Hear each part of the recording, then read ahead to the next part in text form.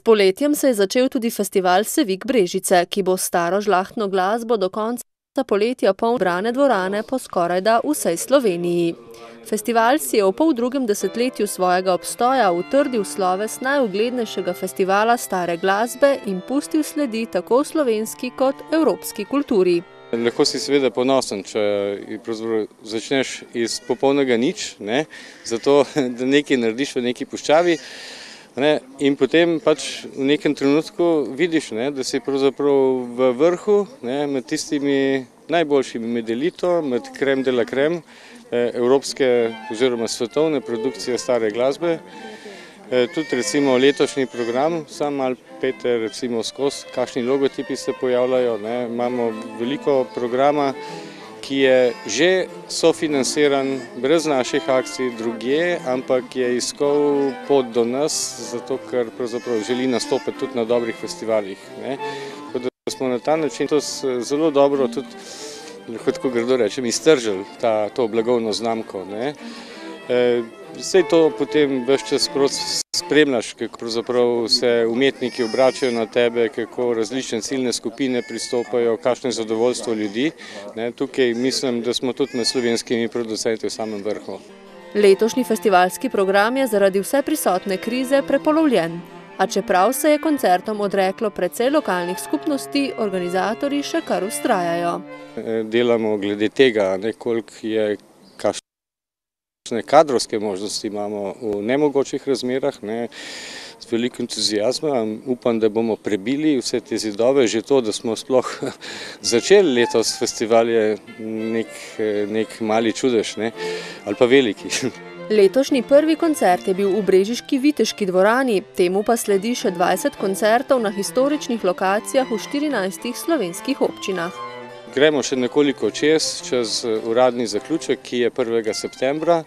V bistvu končamo s vsem programom, mislim, da 20. ali 28. oktobra na Ptujskem gradu, ko je klavirsko tekmovanje Chopinov Zlati prstan, ampak prvič s kategorijo za historični klavir.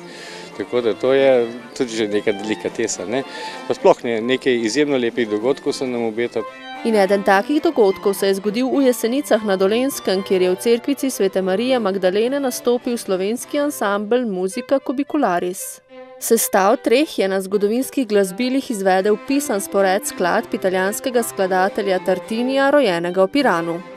Zanimivo je, da je v svojih skladbah, čeprav je pri 16 letih je odšel v Padovo, ampak je uporabljal precej ljudskih melodij iz Istre, se pravi iz tega pa iz Furlanije tudi.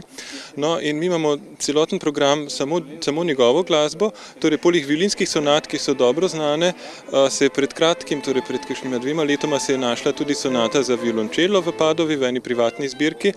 Potem pa smo odkrili tudi čembalske transkripcije njegovih violinskih koncertov, se pravi ima vsak od nas tudi en solo.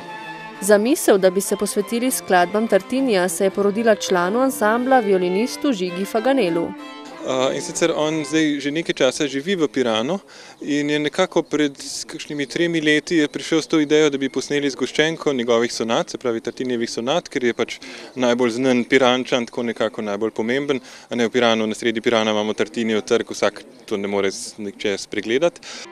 A posebnost, ki je morda ne malokrat spregledana, pa je, da Piranski muzej krasi violina, ki je bila nekoč Tartinijeva last.